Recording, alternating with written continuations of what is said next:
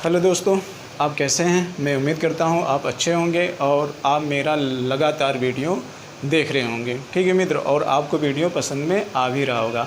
आज मित्र मैं एक नया वीडियो लेकर उपस्थित हुआ हूं और ये वीडियो जो है ये एक तरीके से कह सकते हैं कि ये जो वीडियो है ये आध्यात्मिक और भौतिक दोनों से जुड़ा हुआ है। ठीक है, आध्यात्मिक और भौतिक दोनों रूपों में जुड़ा हुआ है। ना मैं कोई संत हूँ, ना तो मैं किसी दर्शन का स्पेशलिस्ट टीचर हूँ। हाँ, मैं एक सामान्य व्यक्ति हूँ। तो जो मैं वीडियो भी लाया हूँ आपके लिए एक समान व्यक्तियों के लिए ही लेकर आया हूँ। हाँ, लेकिन मेरा मानना है कि ये वीडियो हद तक समाज में ऑर्गेनाइजेशन पैदा कर सकता है और एक झूठ का पर्दा जो लोगों की आंखों पर पड़ा होता है वह पर्दा हटने वाला है। जी हाँ, और इस पर्दे को हटाने के लिए सर्वप्रथम आपको इस कोटेशन को ध्यान में रखना होगा।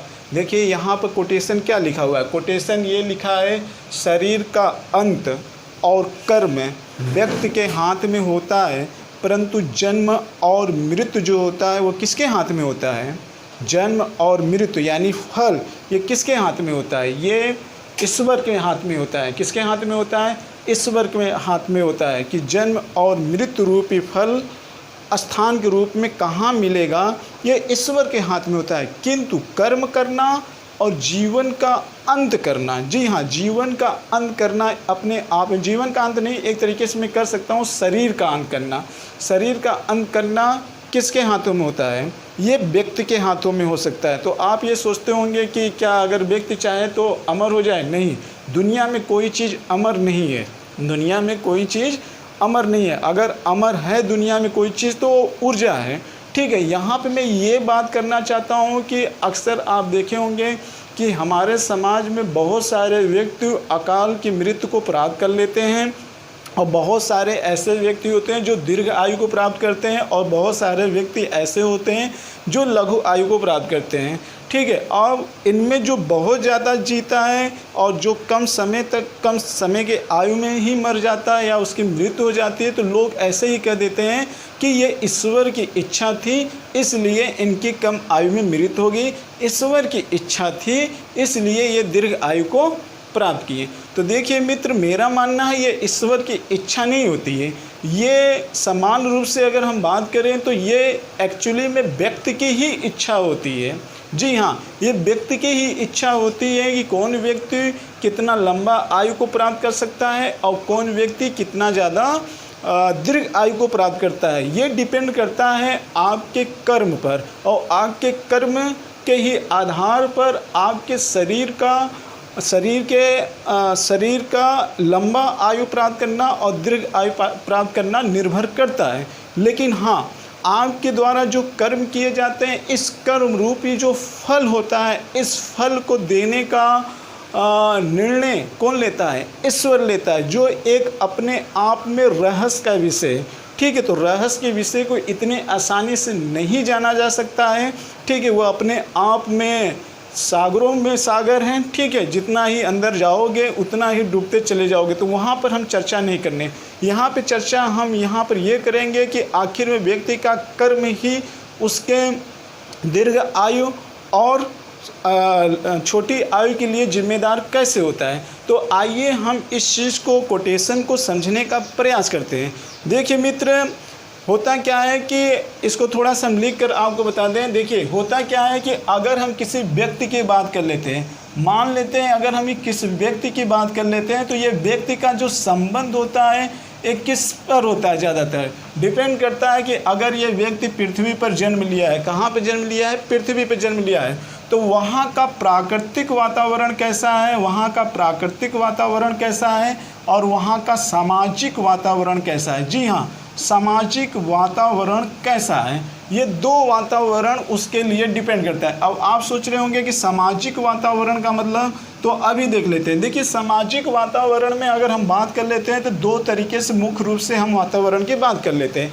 एक हम देख लेते हैं कि जो ग्रामीण क्षेत्र में व्यक्ति रहता है उसके जीवन का आयु की अगर हम बात कर लेते हैं, और एक जो नगरीय जीवन में रहता है उसके आयु की बात हम कर लेते हैं। हालांकि नगरीय जीवन और ग्रामीण जीवन की अगर हम शैली की बात कर लेते हैं तो आज के जीवन में जो इसमें काफ़ी ज़्यादा अंतर था, काफ़ी ज़्यादा अंतर का मतलब एक तरीके से भौगोलिक कल्चर को लेकर अंतर था, लेकिन वैचारिक रूप से नगरीय और ग्रामीण में काफ़ी ज़्यादा धीरे धीरे समानता आने लगी है।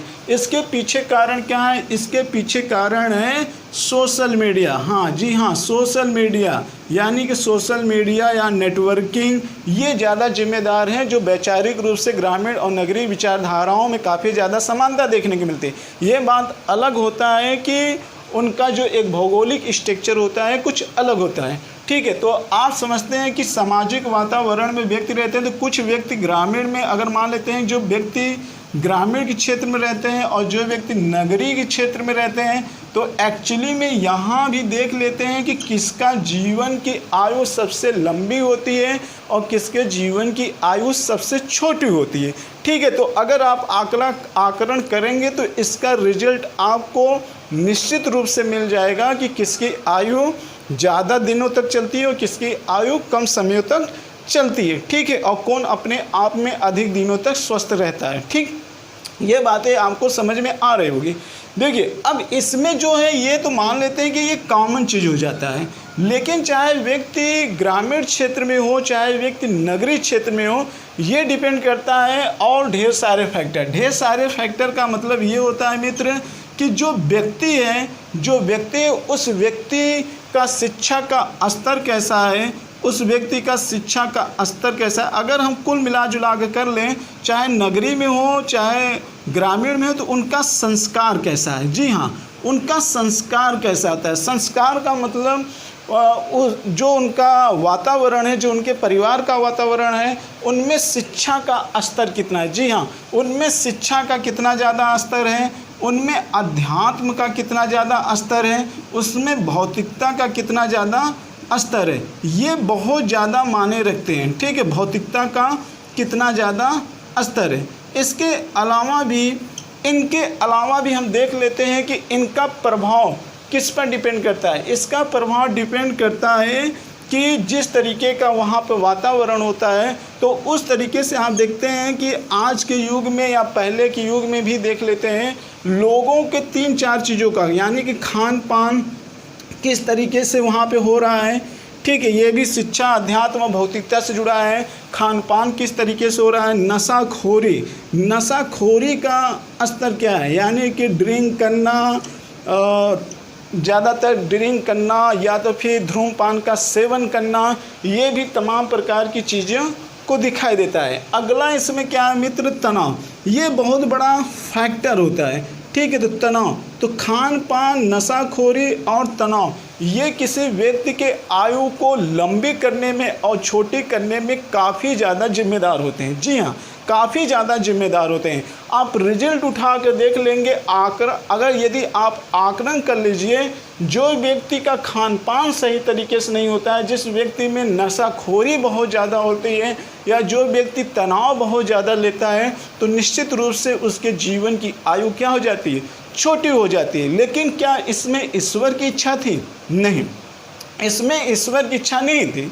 इसमें आपने समाज में जो आपका वातावरण यहाँ पर है मित्र, इस वातावरण में आपने अपने आप को सही तरीके से एडजस्ट नहीं कर पाया, व्यवस्थित नहीं कर पाया। कहीं ना कहीं आपके अंदर विचलन की स्थिति आ गई होगी, और वो विचलन की स्थिति के पीछे जिम्मेदार होता है मुख्य रूप से शिक्षा, अध्यात्म और भौतिकता का कल्चर आपके संस्कार में किस तरीके से है, जिसके लिए ये सारे खान पान, नशाखोरी और तनाव जैसे परिणाम आते हैं। और ये आपका प्रभाव किस पर पड़ता है।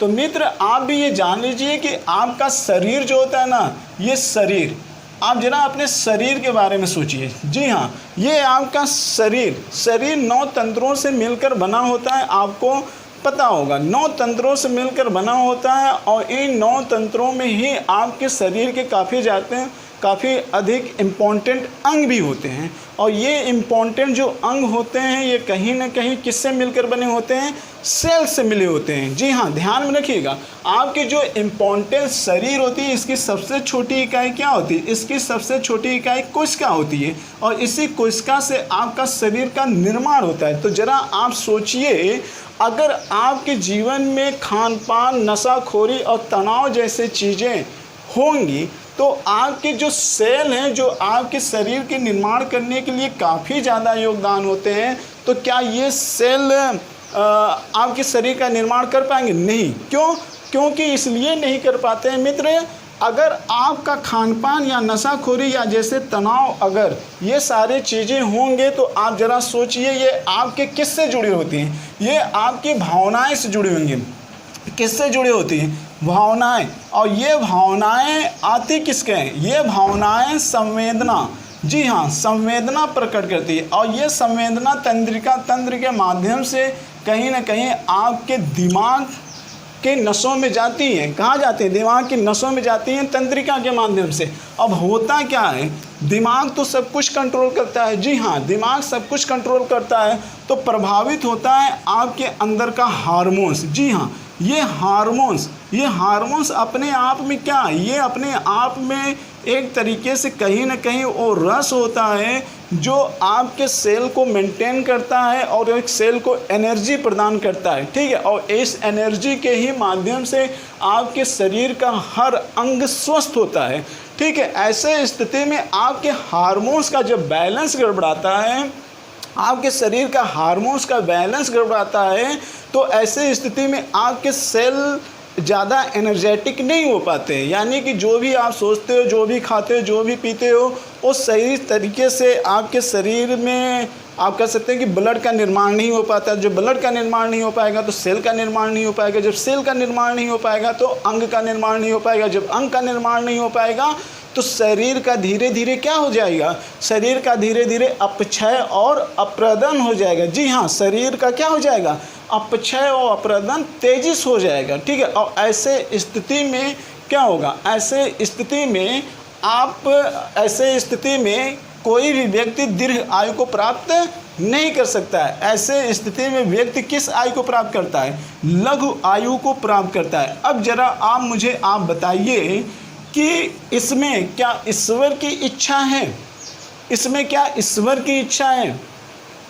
शराब पिए आप, ड्रिंक करें आप, नशाखोरी किए आप, सही तरीके से खान पान पर ध्यान नहीं दिए आप, सही तरीके से आप अनुशासित नहीं हो पाए, जिसके वजह से आपके भावनाएं सही तरीके से एडजस्टमेंट नहीं हो पा रही थी, जिसके वजह से आपके जो प्यूटरी ग्लैंड है, जिसको मास्टर ग्लैंड बोला जाता है, वो सारे ग्लैंडों के बीच में समन्वय बनाने में असमर्थ महसूस किया, जिसके वजह से आपके अंदर सेल में एनर्जी नहीं पैदा हो पाई और एनर्जी न पैदा होने की वजह से आपके शरीर का क्या होने लगा धीरे धीरे अपक्षय और अप्रदन होने लगा और आप रोगी का शिकार होने लगे। और ऐसी ही अवस्था में धीरे धीरे आपने लघु आयु को प्राप्त कर लिया। ठीक है, तो इस लघु के आयु को प्राप्त करने वाले व्यक्ति के लिए कौन जिम्मेदार है? आप मुझे बताइए, ईश्वर है कि व्यक्ति स्वयं है?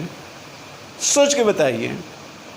तो बहुत जगह में ऐसा सुनने को मिलता है कि अगर कोई घटनाएं हो जाती है तो ऐसा होता है कि ये ईश्वर की इच्छा होती है। नहीं मित्र, ईश्वर की इच्छा नहीं होती है, ये व्यक्ति की इच्छा होती है। हाँ, ये कोई व्यक्ति कहे कि नहीं मेरा समाज ऐसा था इसलिए मैं ऐसा बना, तो देखिए मैं एक बात फिर कहूँगा, मैं हमेशा एक वीडियो में कहा भी हूँ कि देखिए इस दुनिया में आप आए हो अकेले और जाना भी अकेले हैं। और फिर आप जब ईश्वर पे विश्वास रखते हो कि इस दुनिया में कोई ऐसी सत्ता है जो पूरे ब्रह्मांड को अगर संतुलित बनाए रखी हुई है, तो इस भ्रम में क्यों आप पड़े रहते हो कि समाज ने ऐसा किया तब मैं ऐसा बन रहा हूँ?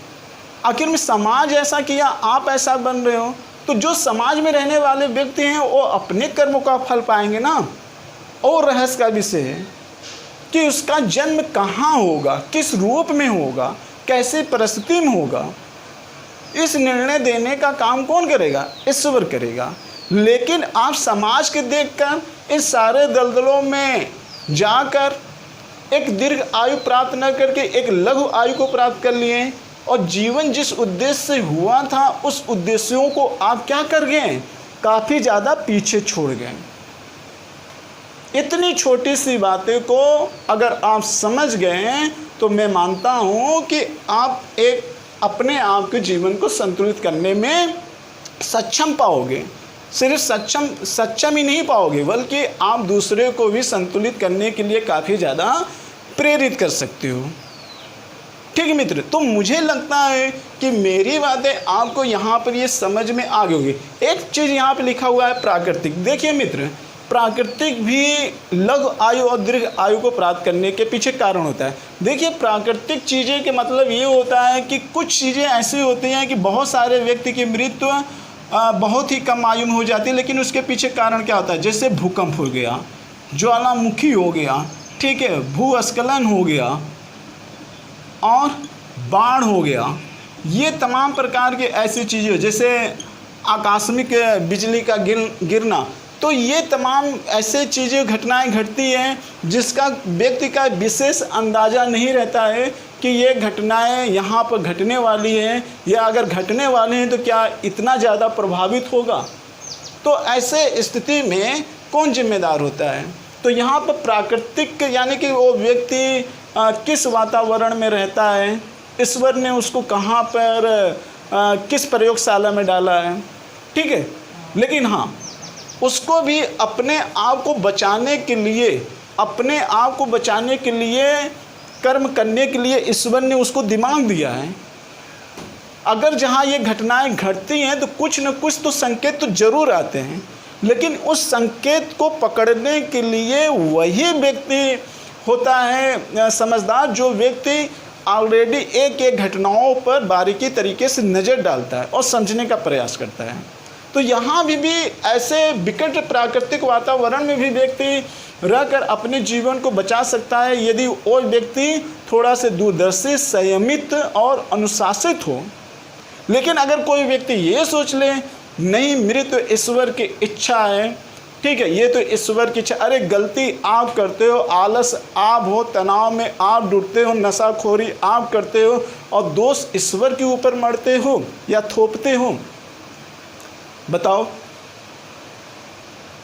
ईश्वर को क्यों दोषी ठहराते हो? आप अपने आप को दोषी क्यों नहीं ठहराते? आप अपने आप को दोषी ठहराओ ना, ईश्वर को क्यों दोषी ठहराते हो? आपने जो कर्म रूपी, जो आपने बीज बोया था कर्म रूपी, अगले में तो अगली बार वैसे ही प्रयोगशाला आपको दी जाएगी ना। और फिर अपने गलतियों का जो परिणाम आप पर निकलता है वो समाज पर क्यों थोपते हो या ईश्वर पर क्यों थोपते हो? उसके लिए जिम्मेदार आप ही हो, आप ही हो। अगर आप इस चीज़ को नहीं मानते हो तो आप आज से ही इस घटना का अवलोकन करना प्रारंभ कर लीजिए। और निकलता भी है, ढेर सारा डाटा निकलता है। जो भी घटनाएं अगर घटती है तो उसके पीछे क्या होता है, कहीं न कहीं वैज्ञानिक कारण तो अवश्य होता है।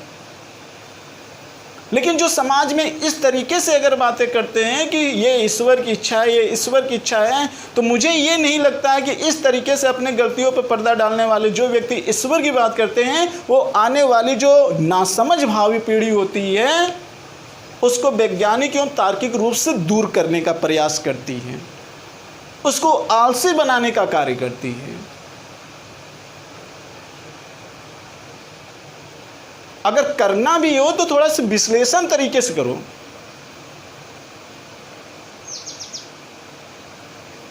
तो मेरी बातें आपको समझ में आ रही होगी कि हम करना क्या चाहते हैं, और आप बच नहीं सकते हो, बच नहीं सकते हो, ठीक है। हमेशा इस चीज़ को ध्यान में रखना। अगर आध्यात्मिक रूप से न्याय कुछ दूसरा होता है, लेकिन भौतिक जगत में न्याय कुछ दूसरा होता है। यहाँ भौतिक जगत में अन्याय करके न्याय का हकदार तो आप हो सकते हो, लेकिन अध्यात्म की जगत में आप अन्याय करके कभी न्याय अपने आप को साबित नहीं कर पाओगे। कभी नहीं कर पाओगे। अगर आप ऐसा सोचते हैं कि ये मनगढ़ंत कहानी है, तो आप ईश्वर पर विश्वास करना छोड़ दो। आप ईश्वर पर विश्वास करना छोड़ दो। अब तक जितने भी चमत्कारी घटनाएं घटी हुई हैं, अब तक जितने रिसर्च हुए हैं या हो रहे हैं, और जो लोग मान रहे हैं कि ईश्वर की सत्ता है, तो उन स्पेशलिस्ट विद्वानों के कथनों को भी आप अस्वीकार कर दो। क्या ऐसा कर पाओगे? तो शायद नहीं। और जब तो शायद नहीं, तो अध्यात्म रूप में न्याय पर विश्वास करना सीख लीजिए, सीख लीजिए। और इसी आधार पर मैं कहता हूं, अगर कोई राजा के पद पे हो, अगर उसके अंदर ये विचारधाराएं नहीं आती है, तो मैं उस देश के सबसे निकृष्ट नागरिक से भी कमजोर समझता हूं। जो व्यक्ति इस अध्यात्म रूपी न्याय को समझता हो, चाहे वो किसी भी वर्ग संप्रदाय वर्ग से विलान क्यों न करता हो,